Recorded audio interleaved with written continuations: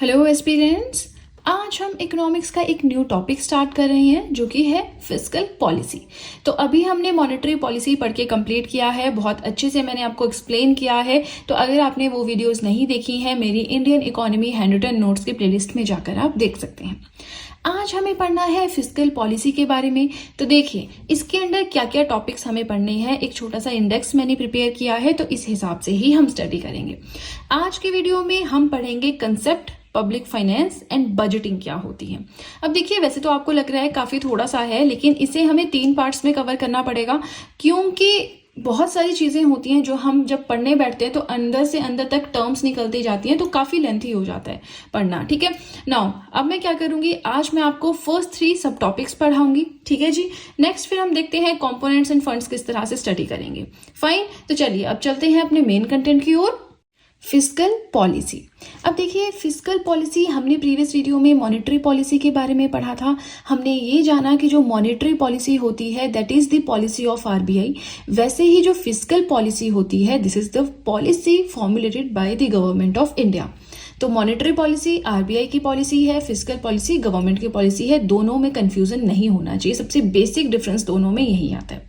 अब fiscal policy होती क्या है? So this is a policy that is concern with government spending and incomes to influence the economy. अब देखिए government के पास इतनी रिस्पॉन्सिबिलिटी है कि पूरे देश को सुचारू रूप से चलाना है। ठीक है, तो अब सरकार का जो भी खर्चा होता है, सरकार की जो भी इनकम होती है, वो सारी मेंटेन की जाती है। उन सब से रिलेटेड अलग अलग प्लान्स बनाए जाते हैं, एक पॉलिसी बनाई जाती है फिस्कल पॉलिसी के अंडर। सब कुछ आपको समझ में आ गया होगा, बट यहाँ पे क्वेश्चन आ रहा है कि गवर्नमेंट कहाँ पे खर्चा करती है और कहाँ से उसको इनकम होती है। तो देखिए गवर्नमेंट की इनकम अलग अलग जगह से आती है, जैसे कि किसी का चालान पे कर दिया है ना, किसी का चालान हो गया, वो इंसान अपना चालान दे रहा है 1000, 2000, 10,000 जो भी है, तो वो एज ए इनकम होगी गवर्नमेंट के लिए। टैक्सेस देते हैं हम, direct taxes, indirect taxes, taxation system, GST, सब कुछ मैंने पढ़ाया है ना। तो वो जो पैसा जाता है वो भी इंडियन गवर्नमेंट के पास जाता है। इसके अलावा और भी बहुत सारी चीजें हैं, जैसे कि कोई यूनिवर्सिटी है गवर्नमेंट के अंडर है, तो वहां पे जो भी बच्चे फीस जमा करवाएंगे वो सारी कहाँ जाएगी, गवर्नमेंट के पास एज ए इनकम जाएगा। ठीक है, तो ऐसे बहुत सारे सोर्सेज हैं जहां से गवर्नमेंट को इनकम होती है। अब गवर्नमेंट की स्पेंडिंग कहाँ पे होती है? तो एजुकेशन सेक्टर है जी, हम पढ़ते हैं ना right to education, free and compulsory education. तो ये जो फ्री एजुकेशन सरकार प्रोवाइड करवा रही है, सरकार को तो बुक्स के पैसे देने पड़ते हैं, सरकार को तो ड्रेस के पैसे देने पड़ते हैं, सरकार को तो जो टीचर्स वहां पे सरकारी स्कूल में, प्राइमरी स्कूल में, हाई स्कूल में पढ़ा रहे हैं उनको सैलरी देनी पड़ती है ना। तो वो गवर्नमेंट की स्पेंडिंग है। एजुकेशन, ताकि लोग पढ़े लिखे हो जाएं, साक्षर हो जाएं, ये टारगेट है। प्लस खर्चा तो सरकार को करना पड़ रहा है, उनकी स्कूल फीस है, उनके टीचर की फीस है ना। दूसरा हेल्थ सेक्टर है, आपको आप जनरिक स्टोर में जाएंगे, आपको वहां पे फ्री दवाइयां मिल जाती हैं, है ना, अवेलेबल हो तो मिल जाती हैं, दवाइयां नहीं मिलती हैं। तो वैसे ये सरकारी अस्पताल है, वहां पे आपको जैसे आप पर्ची कटाते हो, पैसे नहीं लगते। आप जाइए किसी प्राइवेट हॉस्पिटल में और देखिए 500 रुपए पर्ची के लगते हैं, है ना। तो इस तरह से सरकार खर्चा भी कर रही है, सरकार को इनकम भी होती है। अब इस पूरे के पूरे चीज से कंसर्न जो टॉपिक हम पढ़ते हैं, इस पूरे के पूरे कंसेप्ट से रिलेटेड जो पॉलिसीज बनती हैं that comes under fiscal policy. ठीक है जी, अब आपको समझ आ गया गवर्नमेंट की स्पेंडिंग, गवर्नमेंट की इनकम के साथ डील करती है फिस्कल पॉलिसी। थोड़ा और इजी वे में यहाँ पे मैंने समझाया है that the use of government revenue collection and expenditure. Revenue जो भी पैसा सरकार के पास आता है उसको कलेक्ट करना, और जो भी खर्चा होता है सरकार का उसको कैलकुलेट करना, comes under the fiscal policy. अब आगे चलने से पहले हमें एक टर्म यहाँ पे पढ़नी जरूरी है which is known as the public finance. क्या मतलब होता है इसका? पब्लिक मतलब आम आदमी, फाइनेंस मतलब पैसा, है ना। So it is a concept that includes all the matters connected to receipts and payments expenditure of public money. Public money मतलब आम आदमी का पैसा। तो देखिए आम आदमी का पैसा कैसे कलेक्ट होता है? आम आदमी के पैसे से रिलेटेड जो भी रिसिप्ट्स होते हैं, एक्सपेंडिचर, खर्चे होते हैं, वो जो है हमारा कंसेप्ट बनाता है पूरा का पूरा पब्लिक फाइनेंस का। लेकिन आम आदमी का पैसा कैसे? हम टैक्सेस देते हैं, तो पूरे इंडिया के टैक्सेस एक जगह इकट्ठे होते हैं, है ना, वो सारा पैसा इकट्ठा हुआ। अब उस सारे पैसे को सरकार क्या करेगी? हेल्थ सेक्टर में लगाएगी, एजुकेशन सेक्टर में लगाएगी, रोड्स बनवाएगी, बहुत सारी चीजें करेगी। तो वो सारा का सारा कंसेप्ट जो है हमारा पब्लिक फाइनेंस से डील करता है। ये मैंने आपको हल्का सा बता दिया, इस टॉपिक को हम फिर कभी थोड़ा सा अलग से पढ़ लेंगे, बट फिस्कल पॉलिसी हम पढ़ रहे हैं तो पब्लिक फाइनेंस का जिक्र होना जरूरी है। ठीक है जी, नाउ मोस्ट इंपॉर्टेंट पार्ट जो इसके अंडर हमें पढ़ना है, फिस्कल पॉलिसी के अंडर पढ़ना है, वो है बजट। अब फिस्कल पॉलिसी में हम क्या कर रहे हैं कि गवर्नमेंट की स्पेंडिंग कितनी है, गवर्नमेंट की इनकम कितनी है, वो देख रहे हैं। तो अब इस सब को प्लान करने के लिए हमें बजट की ज़रूरत है। अब देखिए घर पे क्या होता है, अगर हमें 20,000 या 30,000 सैलरी मिलती है तो हमारा फिक्स है इतना हमने रेंट देना है, इतना राशन के लिए रखना है, इतने घर वालों को देना है, इतने अपने RD FD में डालना है, सब कुछ फिक्स होता है। लास्ट में 5 या 7,000 बच जाता है जिससे हमें अपने पर्सनल खर्चे करने हैं, है ना। तो अब ये तो देखिए जब हम 20-30 हजार के लिए इतनी प्लानिंग करते हैं, पूरे at the end of month तक हम वेट करते हैं पैसा आएगा तो हम ये करेंगे वो करेंगे, तो ये तो पूरे के पूरे इंडिया का पैसा है, ठीक है ना।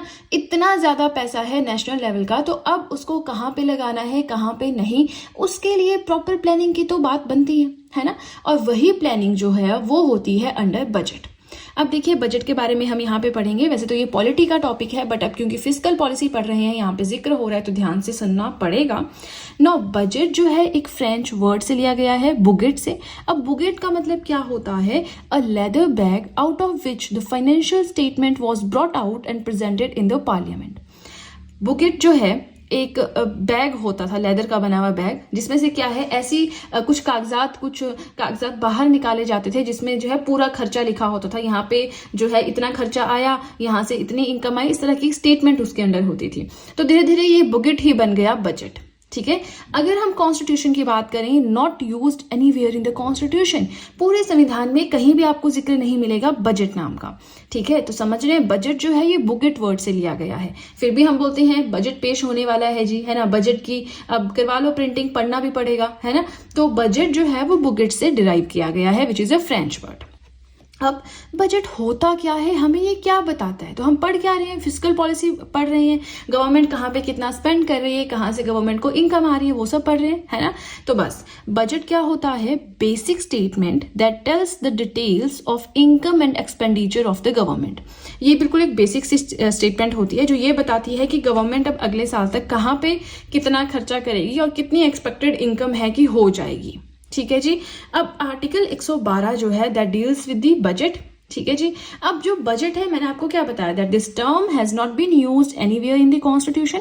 तो अगर कॉन्स्टिट्यूशन में बजट नाम का जिक्र नहीं है तो किसका जिक्र है, क्योंकि बजट तो हम प्रॉपर तरह से पढ़ते हैं मतलब इंपॉर्टेंट रहता है एग्जामिनेशन पॉइंट ऑफ व्यू से। इंपॉर्टेंट क्यों है एग्जामिनेशन पॉइंट ऑफ व्यू से, जो भी नेशनल इंपॉर्टेंस की चीजें हैं वो इंपॉर्टेंट होती हैं, या कोई हिस्टोरिकल चीज है वो इंपॉर्टेंट होती है ना। तो देखिए जो आर्टिकल 112 है it deals with the annual financial statement, और एनुअल फाइनेंशियल स्टेटमेंट ही है बजट। हमारे संविधान में बजट मेंशन्ड है as the annual financial statement, ठीक है। So it provides for such a document to be presented in the parliament before the commencement of every new fiscal year. New fiscal year के start होने से पहले, ठीक है, parliament में present किया जाता है बजट की, यस हेल्थ को इतना देना है, रोड्स को इतना देना है, रेलवे को इतना देना है, एजुकेशन को इतना देना है ना, कंस्ट्रक्शन वर्क को इतना देना है, इंफ्रास्ट्रक्चर को इतना देना है, सब्सिडीज राशन की दुकानों को इतना देना है ना। तो वो हर एक चीज जो है हर एक फिस्कल ईयर स्टार्ट होने से पहले ही जो है डिसाइड कर ली जाती है। अब ये फिस्कल ईयर कहाँ से आ गए, तो देखिए 1 अप्रैल से 31 मार्च तक चलता है हमारा फिस्कल ईयर। तो मुझे अब एक कमेंट है कि मैम आपने उल्टा लिख दिया है, तो मुझे लगा शायद मैंने सच में उल्टा लिख दिया होगा, क्योंकि मैंने पहले भी आपको बजट पढ़ा रखा है पॉलिटी में। बट देखिए उल्टा नहीं है ये, अगर हम इस साल की बात करें, ठीक है, तो 1 अप्रैल 2023 से 31 मार्च 2024 ये जो पूरा पीरियड है this is the fiscal year, ठीक है ना। तो 1 अप्रैल 2023 से पहले आना था बजट, ये है प्रॉपर सीक्वेंस कि इस डेट से पहले बजट पेश किया जाना चाहिए, ताकि इस 1 अप्रैल 2023 से 31 मार्च 2024 तक कहां कहां कौन से फील्ड में कौन से सेक्टर में कितना खर्चा होगा, कौन से सेक्टर को कितना अमाउंट एलोकेट किया जाएगा वो पता चल सके। फाइन, आई होप आपको समझ में आ रहा है जो मैं समझा रही हूँ, ठीक है। हमने बजट के बारे में पढ़ा, हमने हल्का सा पब्लिक फाइनेंस पढ़ा, but public finance just don't worry about it, मैं अलग से वीडियो में भी इसको पढ़ा दूंगी। बट पब्लिक फाइनेंस जब हम पढ़ते हैं ना तो उसके अंदर हम फिस्कल पॉलिसी पढ़ते हैं, ठीक है। और अगली चीज जो याद रखने वाली है वो ये है कि monetary policy is the policy of RBI and fiscal policy is the policy of government, central government, ठीक है जी। चलिए इसी के साथ हमारा फर्स्ट पेज हुआ कंप्लीट। अभी टॉपिक कंप्लीट नहीं हुआ है, मैंने आपको ऑलरेडी बताया है कि हमें फिस्कल पॉलिसी के अंडर क्या क्या पढ़ना है, तो थोड़ा सा पेशेंस बना के रखें। वीडियो पसंद आए तो लाइक जरूर कीजिएगा। और अब सीधे चलते हैं अपने नेक्स्ट पेज की ओर। नेक्स्ट हमें जो पढ़ना है वो है नीड ऑफ बजट।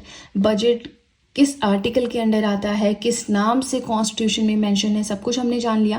अब बजटिंग करने की ज़रूरत क्या है, हमें प्रॉपर प्लान बनाने की कि कौन सा पैसा कहाँ पे खर्चना है, क्या ज़रूरत है। तो देखिए इसका मतलब यही है कि हमारे पास पैसे जो है, हमारे पास अमाउंट जो है वो कम अवेलेबल है।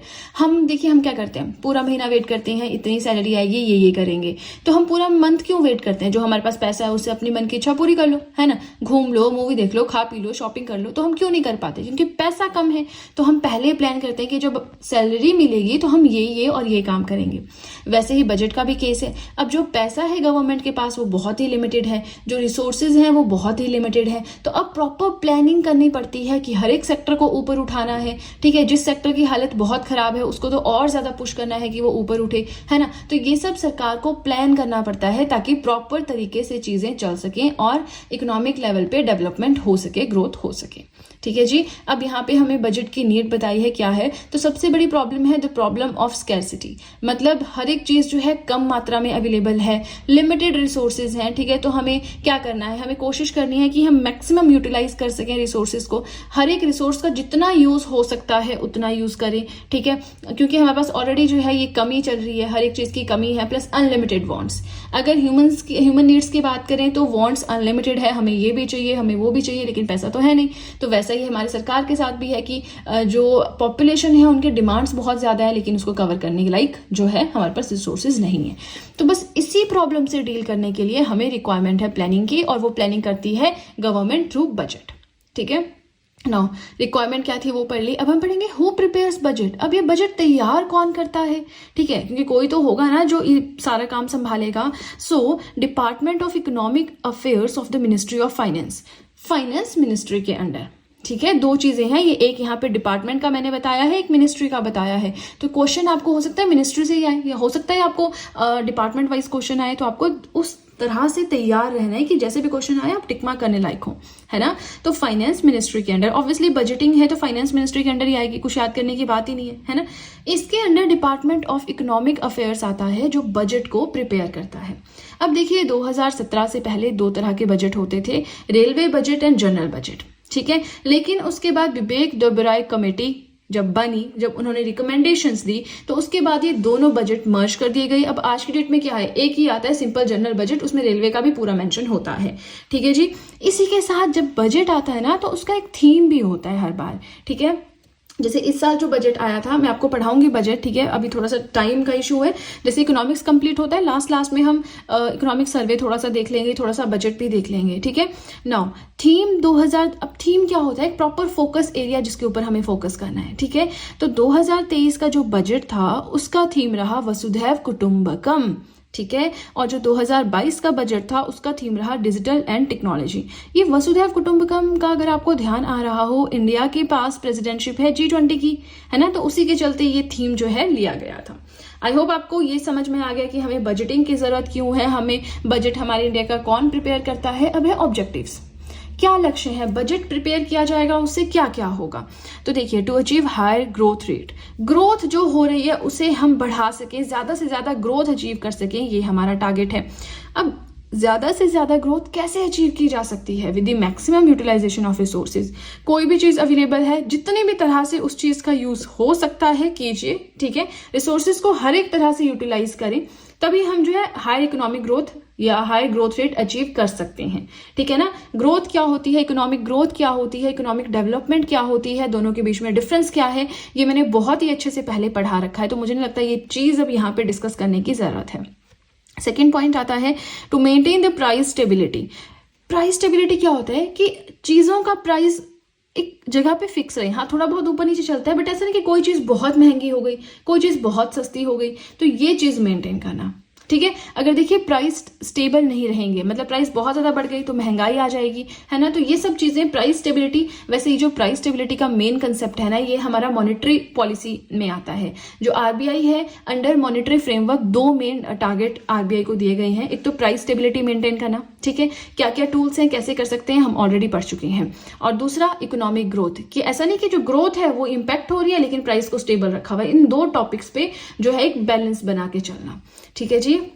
लास्ट आता है आपको प्राइस स्टेबिलिटी समझ आ गया ना कि अगर मार्केट में पैसा बहुत हो गया है, लोगों के पास मनी सप्लाई बहुत ज्यादा हो गई है, तो चीजों के प्राइस बढ़ा दो, टैक्स बढ़ा दो, उससे क्या होगा, सारा का सारा पैसा वापस आरबीआई के पास आ जाएगा, है ना। तो जो लोग हैं आम आदमी, उसके पास पैसा कम हो जाएगा। अगर जो है मनी सप्लाई मार्केट में कम है तो क्या है, आरबीआई क्या करता है, जो मनी है वो इंजेक्ट करता है मार्केट में। कैसे करता है हम ऑलरेडी सब कुछ पढ़ चुके हैं, ठीक है। यहाँ पे हम ये चीज डिस्कस नहीं करेंगे। नहीं आपने वीडियो देखी है तो मॉनेटरी पॉलिसी की मेरी वीडियो आप जरूर देखें, Indian economy hand written notes की प्लेलिस्ट में। इससे प्रीवियस वाले जो लेक्चर नंबर्स हैं उनमें है, ठीक है। नाउ लास्ट पॉइंट हमारे ऑब्जेक्टिव्स का आता है टू रिड्यूस इनइक्वालिटी। इक्वालिटी क्या होता है, सबको बराबर चीज मिले। तो इनइक्वालिटी क्या होता है, कोई देश में अमीर है तो बहुत अमीर है, कोई गरीब है तो बहुत गरीब है।